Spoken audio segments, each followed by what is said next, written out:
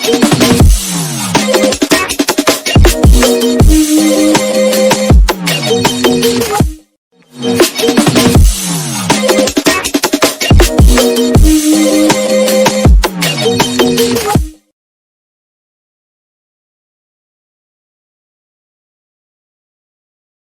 दोस्तों, कैसे हो? आपका स्वागत है त्रिपाण स्टडी सेंटर में। आज जो हम करने जा रहे हैं गजानन माधव मुक्ति बोध, इसमें हम जो करेंगे मुझे कदम कदम पर। ये बहुत ही इम्पोर्टेंट है। क्यों इम्पोर्टेंट? इसलिए क्योंकि इसमें माधव जी ने बताया है कि हमारे जीवन में कई राह आते हैं, कई चौराहे आते हैं और हमें हर तरह के जो है कष्टों का सामना करना पड़ता है और समाज में बने रहने के लिए हमें बहुत से प्रयत्न करने पड़ते हैं। कुछ लोग जो होते हैं हमें लालच में फंसा के हमारे जो है समाज को तहस नहस करने की कोशिश करते हैं। और भी बहुत बातें इसमें बताई गई है, लेकिन चैप्टर को स्टार्ट करने से पहले एक बात जो मैं हमेशा कहता हूँ, जिसको आपको सोचना भी चाहिए, विचार भी करना चाहिए और अमल भी करना चाहिए, वो ये है कि जब भी वीडियो देखिए पूरा देखिए, क्योंकि अधूरा जानकारी सदैव खतरनाक होता है। साथ में एक इम्पोर्टेंट बात ये भी रहती है कि अगर आप पहली बार वीडियो देख रहे हो तो लाइक शेयर सब्सक्राइब जरूर कीजिए। देखिए दोस्तों, लाइक कीजिएगा तो इससे ये होता है कि बनाने वाले का जो मनोबल होता है वो बढ़ता है और आपके लिए अच्छा से अच्छा करने की सदैव कोशिश करता है। तो लाइक जरूर कीजिए और लाइक करके मुझे प्रोत्साहित कीजिए, जिससे मैं आपके लिए अच्छा से अच्छा और भी बेस्ट बना सकूं।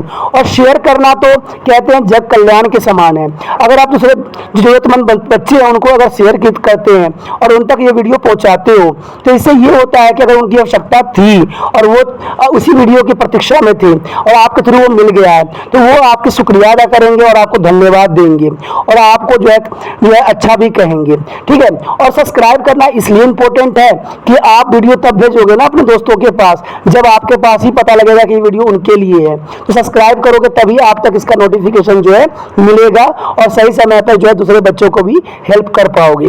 दोस्तों, आप सोचते होंगे कि त्रिपाण स्टडी सेंटर जो है सिर्फ वो जो है एनआईएस बोर्ड के लिए ही वीडियो बनाता है या सिर्फ एक ही क्लास के लिए वीडियो बनाता है।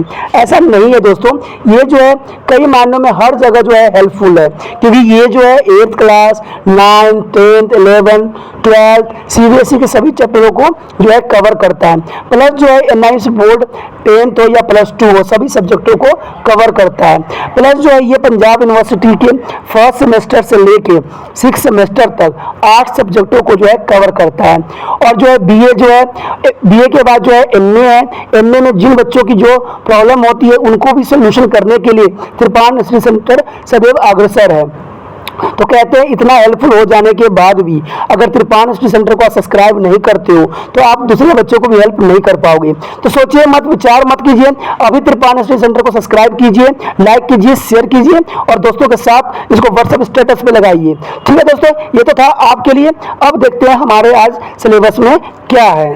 मुझे कदम कदम पर, मुझे कदम कदम पर चौराहे मिलते हैं बाहें फैलाए, एक पैर रखता हूँ कि 100 राहें फूटती है। वह मैं उन सब पर जो गुजरना चाहता हूँ बहुत अच्छे लगते हैं।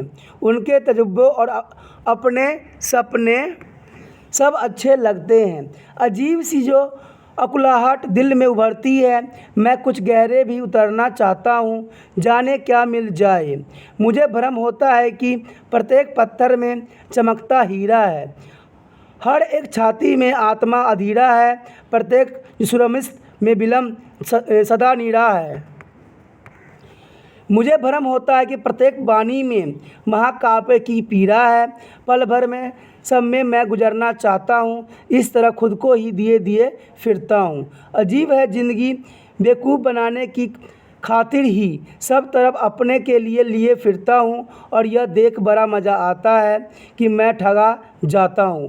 हृदय में मेरे ही प्रसन्नचित एक मूर्ख बैठा है, हंस हंस कर अशुन पुनमत हुआ जाता हूँ कि जगत स्वत हुआ जाता हूँ। इस पंक्ति का जो प्रसंग होगा, कहते हैं इसमें मुझे कदम कदम पर कविता भाव समझने के पहले आपको कविता के अंतिम सिद्धांत समझने की आवश्यकता है, क्योंकि इस कविता में जो है बहुत सी बातें ऐसी बताई गई है जो कि बहुत ही व्यापक है। इस पंक्ति में जो है कवि कहना चाहते हैं कि जीवन की जो वास्तविकता इतनी विस्तृत है कि लेखक या कवि के पग पग पर चौराहे 100 राहें और नवीन रूप दृश्य वाले 100 विषय रोज़ मिलते ही रहते हैं। कहते हैं जीवन जो है इतनी विशाल है और विराट है कि कहते हैं ना, हर समय जो है आपको एक नया कुछ करने और जानने की जो है मौका सदैव ही मिलता रहता है। ऐसी स्थिति में रचनाकार की कठिनाई यह नहीं है कि रचना करने के लिए विषयों की कोई कमी नहीं है, बल्कि विषय तो बहुत अधिक है। समस्या सही और उपयुक्त विषय का चुनाव करना है।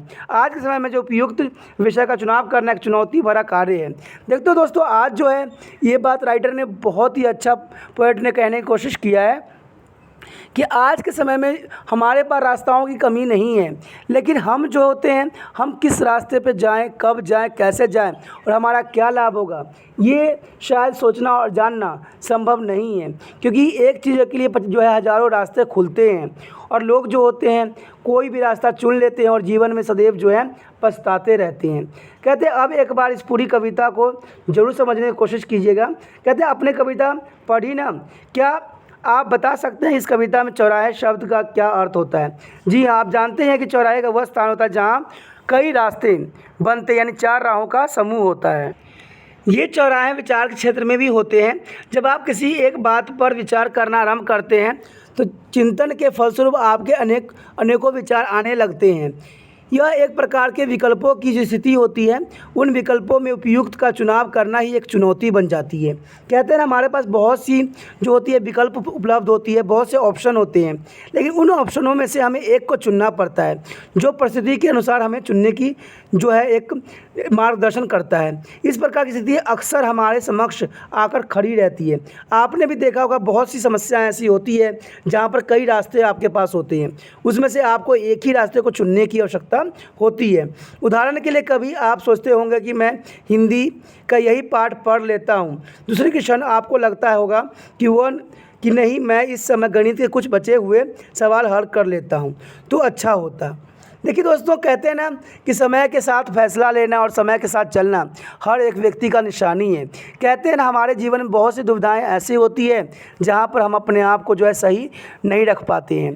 तो हमें कहते हैं ना कि समय के साथ और समय के रिगार्डिंग चलने वाला व्यक्ति ही कामयाब होता है, क्योंकि ऐसा परिस्थिति सभी बच्चों के साथ आता है और सभी को ऐसी मनोदशा से गुजरने की ही पड़ता है। यह समस्या भी चुनाव की समस्या है। आपके पास जितने अधिक रास्ते व विकल्प होते हैं उतने उलझनें बढ़ती चली जाती हैं। तो राइटर ने जो प्रसंग में इन सारी बातों को जो है व्याख्या अच्छे ढंग से करने की कोशिश किया है कि हमारे पास जब विकल्प अधिक होती है तो चुनने की समस्या भी हमारे पास उतनी ही हो जाती है। ये नहीं जानोगे दोस्तों कि जब विकल्प अधिक रहेगी तो समस्या भी उतनी ही जटिल और विराट होती है। तो ऐसे विकल्प से बचना चाहिए और ऐसे विकल्प से आगे निकलने की आवश्यकता है। इसमें राइटर ने व्याख्या के रूप में यानी सार के रूप में कुछ इस तरह कहने की कोशिश किया है। कहते कवि ने जिन चौराहों के कदम कदम पर मिलने की बात कही है वो कवि की चयन की चुनौती के रूप में अक्सर सामने खड़े नज़र आते हैं और वह अपनी चिंतन प्रक्रिया आरंभ कर देते हैं। विचारों का क्रम जो है जरा सा आगे बढ़ता है तो उसे और 100 राहें निकलती नज़र आ जाती है। कभी उन सभी राहों पर चलना चाहता है, अर्थात उन सभी से गुजरना चाहता है, उन सभी के अनुभव प्राप्त करना चाहता है। कवि ने चौराहों को जो है सकारात्मक दृष्टि से देखते हुए उन्हें विकल्प भी माना है। यह विकल्प नित्य प्रतिदिन व्यक्तियों को अपनी ओर आकर्षित करते हैं। आपने देखा ही होगा कि आप कहीं ऑफिस जा रहे हो, स्कूल जा रहे हो, तो आपके पास एक विकल्प जो होती है शॉर्टकट रास्ता का होता है, एक विकल्प जो होती है आपके लॉन्ग कट रास्ते का होता है, एक विकल्प जो होती है आपको ट्रांसपोर्ट का होता है और एक विकल्प स्वयं चलने की होती है। तो आपको जो सुविधाजनक लगता है, जिसमें आप सक्षम होते हो, आप उसी रास्ते पे जाते हो। ये सारे जो रास्ते होते हैं आपको आकर्षित करते हैं, लेकिन आपको अपनाना तो केवल एक ही रास्ता होता है। तो ये चीज़ें बहुत ही इंपॉर्टेंट रहती है। यदि व्यक्ति एक विकल्प पर चिंतन आरंभ करता है तो अन्य जो है अनगिनत विकल्प उसके समक्ष प्रकट होने लग जाते हैं। कभी कभी होता है, ये भी विकल्प आती है कि आपके दोस्त ये कहे कि चलो मैं तुम्हें ड्रॉप कर देता हूँ, तो ये भी जो है विकल्प के रूप में आपके सामने जो है आ सकता है, यानी अनगिनत विकल्प जो है आपके समझ प्रकट हो सकती है। कभी को प्रत्येक व्यक्तियों का अनुभव बहुत अच्छे लगते हैं और साथ ही उसे अपनाए रखना चाहता है। अधिक से अधिक अनुभव इकट्ठे करने में चक्कर में वह समाज में हर एक व्यक्ति से मिलता रहता है। उसका मन सभी से मिलकर बात करने के लिए छटपटाता है। वह हर बात की तह में उतरकर बात की सच्चाई जानने का चाहता है। यह सोचकर कि न जाने किस व्यक्ति के अनुभवों में विचित्रता विशेषता हो, उन सभी के पास जाकर उसे दुख सुख बांट लेना चाहिए। आगे कवि कहते हैं कि इसे इस बात का भी भ्रम होता है कि सड़क पर पड़ा हुआ साधारण सा दिखने वाला पत्थर भी कहीं हीरा तो नहीं, अर्थात सड़क पर आता जाता साधारण सा दिखने वाला व्यक्ति कहीं महत्वपूर्ण विशेष तो नहीं है। आपने देखा ही होगा कई फिल्मों में कि जो व्यक्ति को भी एक व्यक्ति होता है, किसी चीज़ की इंक्वायरी करना होता है तो वो साधारण मनुष्य बन के जाता है। या कभी आपने देखा होगा कोई रास्ते पर कोई चीज़ चमक रहा होता है तो हमें लगता है कोई बहुमूल्य चीज़ है और हम दोबारा आकर्षित होकर उसके पास ज़रूर जाते हैं। तो कहते हैं ये सारी चीज़ें जो होती है हमें एक राह की ओर बताती है। कहते हैं यह कवि को लगता है कि समाज का हर व्यक्ति चमकता हुआ हीरा है, यानी हर व्यक्ति जो है चमकता हुआ हीरा है। ठीक उसी प्रकार जीवन जगत में छोटा सा महसूस होने वाला महत्वहीन अनुभव कभी कभी समय आने पर विशिष्ट हो जाती है और किसी महत्वपूर्ण घटना को जन्म भी दे देती है। कवि को लगता है कि प्रत्येक प्राणी की जो है वक्षस्थल में एक अधीर आत्मा विद्वान है जो कुछ न कुछ गुजरने की जो ललायत होता है। आपने देखा ही होगा हर एक व्यक्ति कुछ न कुछ अलग करने की कोशिश करता है और वो करना भी चाहता है। कहते हैं हर व्यक्ति के अंदर ये लालयता रहती है कि वह कुछ अलग करे और कोई विशिष्ट करे और उससे उसको कामयाबी भी मिले। कवि को हर मुस्कुराते चेहरे से प्रेम की निर्मल धारा फूटती नज़र आती है। उसे यह भी भ्रम होता है कि हर व्यक्ति के अंतर्मन में बहुत से जो है पीड़ादायक और साथ ही खुशी के अनुभव विद्यमान हैं। आपने देखा होगा प्रत्येक व्यक्ति के अंदर कुछ न कुछ पीड़ा जरूर होती है और प्रत्येक व्यक्ति के अंदर कुछ न कुछ खुशी की अनुभव जरूर विद्यमान रहती है। यदि वह उन्हें लिखने बैठे तो रामायण और महाभारत जैसे महाकाव्य की रचना हो सकती है। कहते हैं अपने अंदर के अगर अनुराग को आप लिखना चाहते हो, अपने अंदर की जो भावनाएं उमड़ रही उनको लिखना चाहते हो, तो हो सकता है एक नया रामायण और एक नया महाभारत उत्पन्न हो जाए। यह सभी कुछ सोच विचार कर रचनाकार जल्दी जल्दी उन सभी को अनुभवों को बटोर लेना चाहते हैं। अभी से अनुभव पूर्वक बातचीत करता है, उसके दुख दर्द बांटता है, उनमें रुचि लेता है, अपना समय लगता है, अपनी शक्ति लगाता है और इस तरह जो है स्वयं को दिए दिए फिरता है। परंतु कभी कहता है कि ज़िंदगी को खेल ही निराला है। समाज का हर व्यक्ति मुझे जैसे व्यक्तियों को जो दूसरे को दुखों को अपना मानकर जीता है, कहते हैं उन लोगों को जो है समाज बेवकूफ़ करार भी देता है। कभी को लगता है कि सभी लोग उसे बेवकूफ़ समझकर ठगते हैं, पर उसे अपने ठगे जाने में कोई परेशानी नहीं होती है। वह उसमें अत्यंत खुशी का अनुभव भी करता है और अपूर्ण आनंद की प्राप्ति का जो है पागल सा हो जाता है। वो सोचता है कि मेरे अंदर एक प्रसन्नचित्त मूर्ख बैठा है जो दूसरे से ठगे जाने पर भी खुश होता है। यह अनुभव उसे और भी अजीब और अटपटा सा भी लगता है कि समाज अपने आप में सिमटता जा रहा है। उस रचनाकार की समस्या से कुछ भी लेना देना नहीं होता है। सही बात है दोस्तों, इसमें बात बहुत अच्छी भी बताई गई है कि आज जो समाज है सिमट सा गया है। समाज में जो लोग हैं अपने स्वार्थ की ही सिद्ध करने की कोशिश कर रहे हैं। कहते हैं स्वार्थ रहता है तो आप किसी को भी कुछ भी बना बैठते हो, लेकिन जैसे ही आपका स्वार्थ ख़त्म हो जाता है आप उसको पूछते तक भी नहीं हो। समाज की जो है आज बदलता हुआ रूप आने वाला समय को यह संकेत कर रहा है कि आने वाला समय में कोई व्यक्ति किसी से कोई अर्थ नहीं रखेगा, ना कोई किसी से दुख दर्द बताएगा, क्योंकि समय ही ऐसी परिस्थितियां बना रही है और समय जो है परिस्थितियों को भी दिखा रही है। आगे गजानन जी कहते हैं कहानी लेकर और मुझको कुछ देकर ये चौराहे फैलते, जहाँ जरा खड़े होकर बातें कुछ करता हूँ उपन्यास मिल जाते हैं। दुख की कथाएं, तरह तरह की शिकायतें, अहंकार, विश्लेषण, चिरता, आख्यान, जमाने के जानदार सुरों व आयतों सुनने को मिलती है। कविताएं मुस्कुराकर लाग टाढ़ करती है, प्यार की बात करती है, मरने और जीने की जलती हुई सीढ़ियाँ श्रद्धाएं चढ़ाती है। घबराए प्रतीक और मुस्कुराते रूप चित्र लेकर मैं घर घर पर जब लौटता, उपमाएं द्वारा पर आते ही कहती है कि 100 बरस और तुम्हें जीना ही चाहिए। आगे की कविता के लाइन में गजानन जी कहते हैं कहानी लेकर और मुझको कुछ देकर ये चौराहे फैलते, जहाँ जरा खड़े होकर बातें कुछ करता हूँ उपन्यास एक मिल जाता है। दुख की कथाएं, तरह तरह की शिकायतें, अहंकार, विश्लेषण, चरित्रता, आख्यान, जमाने के जानदार सुरों व आयतों सुनने को मिलती है। कविताएं मुस्कुराकर लगा डांट करती है, प्यार की बात करती है, मरने और जीने की जलती हुई सीढ़ियाँ श्रद्धाएं चढ़ाती है। घबराए प्रतीक और मुस्कुराते रूप चित्र लेकर मैं घर पर जब लौटता, उपमाएं द्वार पर आते ही कहती है कि 100 बरस और तुम जीना ही चाहिए। घर पर भी पग पग पर चौराहे मिलते हैं, बाहें फैलाएं रोज़ मिलते हैं 100 राहें, शाखाएं प्रशाखाएं निकलती रहती है, नव नवीन रूप दृश्य वाले 100 विषय रोज़ रोज़ मिलते हैं। और मैं सोच रहा हूँ कि जीवन में आज के लेखक की कठिनाई यह नहीं है कि कमी है विषय की, वरना यह कि आध्यात्मिक उनका ही उसको सताता है और वह जो है ठीक चुनाव कर नहीं पाता है। इस लाइन में कवि जो है गजानन जी कहते हैं कि समाज के सभी व्यक्तियों को अनुभवों को सामने जो है साथ कहानियों के रूप में जो है संयोज कर जब कवि आगे बढ़ता है तो उससे अपने चिंतन का क्रम आगे फैलता नज़र ही आता है, अर्थात विचारों का क्रम आगे आगे विस्तार भी होता चला जाता है, जिसमें इतनी सामग्री एकत्र हो जाती है कि एक उपन्यास की रचना भी की जा सकती है। यानी कहते हैं कि समाज में इतने दुख दर्द और इतनी पीड़ाएं हैं कि आप चाहो तो एक नई ग्रंथ की रचना भी कर सकते हो, एक नई ग्रंथ भी लिखी जा सकती है।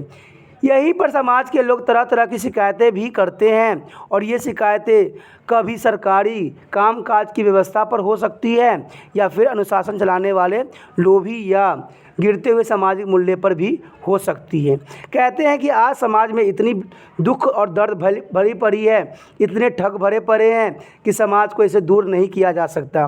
कहते हैं आज जो है बड़े बड़े सरकारी कामकाज के लिए लोगों की इतनी शिकायत है, और शिकायत भी हो तो हो क्यों नहीं, क्योंकि आज उनके जो है बार बार उनको परेशान किया जा रहा है, बार बार उनके सामने गलत एग्जाम्पल दिया जा रहा है, गलत कदम जो है आज राजनीति में उठाई जा रही है, फिर भी कोई बोलने वाला नहीं है। सब आते हैं, सब वहाँ पर विचारधारा रखते हैं और सब चले जाते हैं।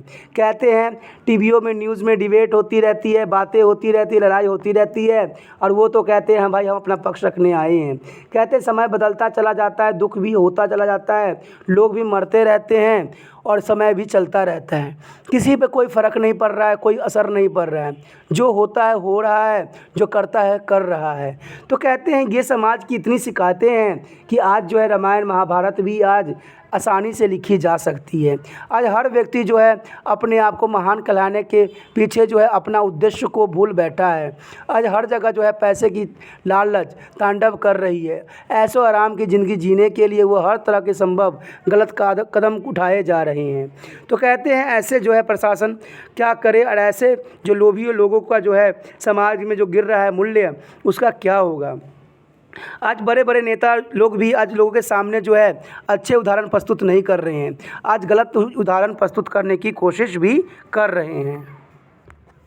विभिन्न व्यक्तियों का अहंकार भरा काला चिट्ठा भी इसी चौराहों पर सुनने को भी मिलता है।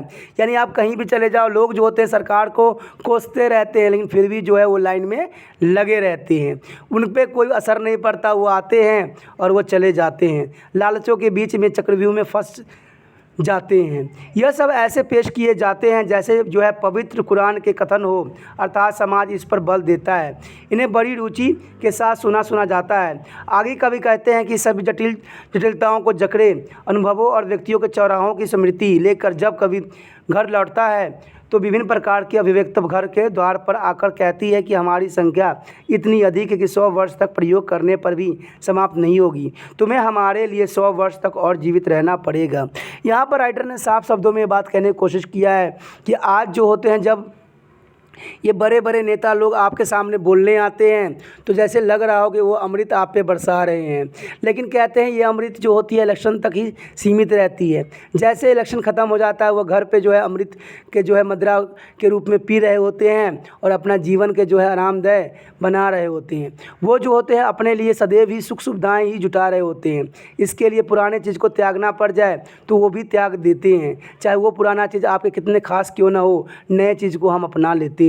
तो कहते हैं इतनी पीड़ा होने के बावजूद भी फिर भी क्या कहता है जो हमारे घर के द्वार हैं, वो कहते हैं कि आप 100 वर्ष तक जियो और जीवित रहो और इसी तरह जो है लोगों की बुराइयां भी निकालते रहो। लेकिन कहते हैं हम कितनी बुराइयां निकालते रहें, चारों तरफ तो दर्द दुख और जो यहाँ पर जो है विलासता का तांडव हो रहा है और हर व्यक्ति जो है अपने ही जीवन में व्यस्त है, अपने ही लालसाओं में खोया हुआ है। इस पे कौन व्यंग किस पे करे, कौन किस पे कहे। आम व्यक्तियों के पास समय समय नहीं है। जब इलेक्शन होता है तो सरकार भी समय देने के लिए एक दिन का अवकाश अवश्य ही कर देते हैं, क्योंकि इससे जो होता है उनके जीतने का रास्ता जो खुल जाता है। तो कहते हैं आज सिर्फ लोग अपनी ही स्वार्थ पूरा करने में लगे होते हैं। कवि आगे कहते हैं कि घर पर आकर भी विचारों का यह क्रम आगे बढ़ता चला जाता है, जहाँ पर भी तरह तरह के अनुभवों और चिंतन की धाराएं आकर खुले दिल से उसका स्वागत करती है। जिस प्रकार वृक्ष से अनेक शाखाएं निकलकर चारों ओर फैलती है, उसी प्रकार कवि के आत्मचिंतन का क्रम भी आगे बढ़ता चला जाता है, फैलता ही चला जाता है। कहते हैं इतने तकलीफ़ और इतनी सब समस्याएं हैं, इतने प्रश्न हैं कि शायद इसका सलूशन करना संभव नहीं है। कहते हैं जिस प्रकार एक पेड़ की हज़ारों शाखाएं होती है, उसी तरह विचार की शाखाएं भी इतनी हैं कि सब में जो है प्रश्न के आंसर ढूंढना शायद कवि के लिए संभव ही नहीं हो पाती है। कहते हैं कि प्रतिदिन प्रतिपल नए नए विषय अचानक कवि के सम्मुख आ खड़े होते हैं और इसके पे विचार करेगा तो कवि का जीवन भी निकल यहीं पे जाएगा। अंत में कवि कहता है कि आज रचनाकार के पास विषय का अभाव नहीं है, विषयों की संख्या बहुत अधिक है, परंतु समस्या केवल यही है उपयुक्त चुनाव करने की है। सही विषय का चुनाव करने का काम रचनाकार के लिए बहुत कठिन कार्य है। कहते दोस्तों आज के समय में जो है आपके सामने कितने विषय है, विषय चुनने की समस्या नहीं है, ठीक है। आपके पास विषय की समस्या नहीं है, क्योंकि विषय जो है हज़ारों में है, लाखों में है। आज हर जगह एक नया विषय मिलता है, लेकिन विषयों में से एक विषय को चुनना आपके लिए समस्या बन सकती है, क्योंकि दूसरा विषय जो होता है उसी पे आधारित होता है और उस विषय को आप कहाँ तक बढ़ाओगे। कहते हैं हमारे समाज में इतनी टेंशन है, इतने दुख दर्द भरा पड़ा है, फिर भी सब व्यक्ति जो है मुस्कुरा रहे होते हैं, क्योंकि दुख जो छुपाना इनको अच्छे से आता है। समाज में कौन तकलीफ़ फैला रहा है, कौन दुख दे रहा है। कहते हैं राजनीतिक भी आज फेल हो गया है। आज तो राजनीतिक में भी तू मैं की राजनीतिक चलती है।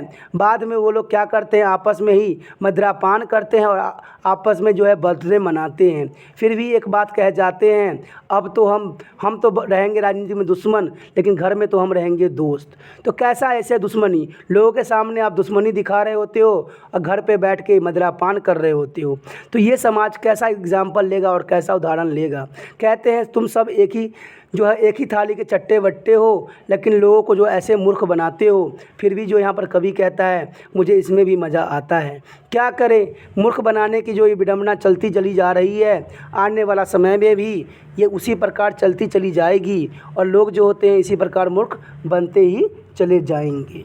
इसी के साथ जो है दोस्तों हमारा टॉपिक आज खत्म हो रहा है, ठीक है। अगर आपको अच्छा लगा तो लाइक शेयर सब्सक्राइब जरूर कीजिए। अगर पहली बार अगर आप वीडियो देख रहे हो, पहली बार मेरे चैनल पे आए हो, तो सब्सक्राइब करना आपका फर्ज बन जाता है। सब्सक्राइब करने से ये होगा कि जो भी मैं आप क्लास के रिगार्डिंग कोई भी वीडियो डालूंगा उसका नोटिफिकेशन जो है समय समय पर आपको प्राप्त होता रहेगा। अगर सब्सक्राइब नहीं कीजिएगा, अगर आप दोबारा से तिरपान सेंटर पर आने की कोशिश कीजिएगा तो वहां पर आप तिरपान लिखिएगा तो जो है वो तिरपस कर देगा, ठीक है। जो आप गूगल पर सर्च करोगे तिरपस कर देगा, जिससे वजह से आप जो है मेरे वीडियो का जो है फायदा नहीं उठा पाओगे। तो सोचिए मत, विचार मत कीजिए, सब्सक्राइब कीजिए। आप सोचते होइएगा कि मेरे जो एग्जाम खत्म हो जाने के मेरा क्या जरूरत है तिरपान श्री सेंटर से, ठीक है, तो इसलिए सब्सक्राइब नहीं करने का सोचिएगा। लेकिन दोस्तों ऐसा नहीं है, तिरपान श्री सेंटर जो है बहुत हेल्पफुल है। क्योंकि ये जो है आपके 8th class 9th 10th 11th 12th जो आर्ट्स के सब्जेक्ट को कवर करता ही है, प्लस जो है ये NIC बोर्ड के जो है 10th +2 को भी कवर करता है। साथ में BA जो है फर्स्ट ईयर से लेकर 6 सेमेस्टर तक बच्चों के लिए ये अग्रसर रहेगा आर्ट्स सब्जेक्ट में। तो सोचिए नहीं, विचार नहीं कीजिए, काफी जो है तिरपान श्री सेंटर का फायदा ही फायदा है, ठीक है। अगर आप मुझे प्रोत्साहित करोगे तो आपके लिए मैं तरह तरह के वीडियो बनाऊंगा जो आपको फायदा पहुंचाएगा। एग्जाम के तौर पे मैं आपको जो है पेपर भी आपको सोल्यूशन करके दिखाऊंगा जो आपके लिए फायदेमंद रहेगा। अगर नहीं सब्सक्राइब कीजिएगा, मेरा मनोबल घटेगा, तो हो सकता है कि आपको फिर दोबारा मैं नया वीडियो बनाऊं और आपको फायदा ना पहुंचाऊं। तो अभी भी नहीं सोचिए, मेरा जितना आप फैलाइएगा, जितने दूसरे बच्चों के साथ शेयर कीजिएगा, उतना जो है मैं आपके लिए कार्य करने में अग्रसर रहूंगा, ठीक है दोस्तों। इसलिए सोचिए मत, विचार मत कीजिए, अभी सब्सक्राइब कीजिए और अपने व्हाट्सएप स्टेटस पे लगाइए और दूसरे बच्चों के साथ भी शेयर कीजिए, ठीक है दोस्तों। अपना ध्यान रखना, बाय।